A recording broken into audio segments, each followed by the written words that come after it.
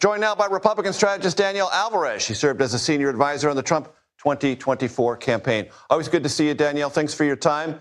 What are you watching for tonight? What Republican silver lining might there be?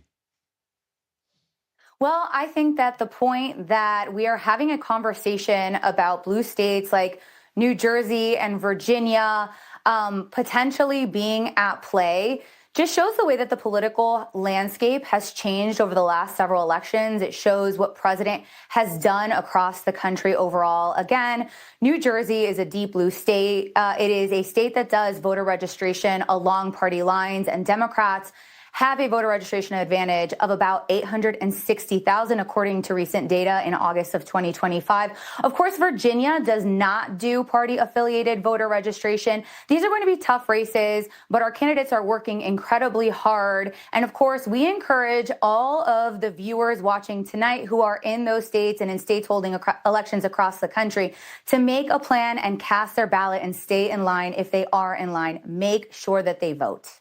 Danielle, to what degree is it surprising to you that President Trump, given ample opportunities, has not said the words, "I endorse Winsome Earl Sears, the Republican nominee for governor in the Commonwealth of Virginia"?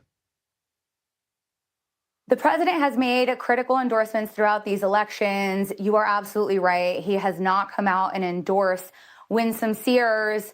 I don't want to read too much or put words into the president's mouth, but from my own perspective, the Republican candidate in Virginia did not endorse the president up until Election Day in 2024.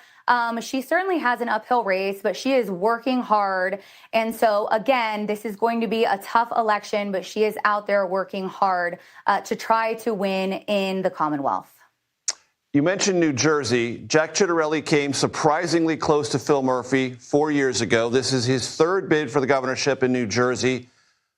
Do you think he can pull it out? Do you think he will? I think he's a great candidate. I think he has run a very smart campaign. He's talked about issues that really matter to New Jersey, talked a lot about affordability.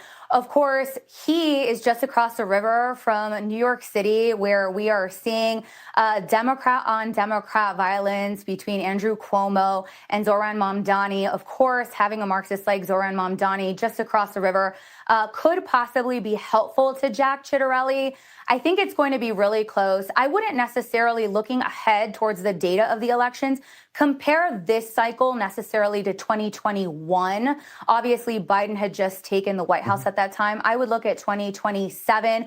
But of course, coming within a few points, putting New Jersey on the map, making it an election that we are talking about, I think speaks volumes to Jack Ciattarelli and the campaign that he has run.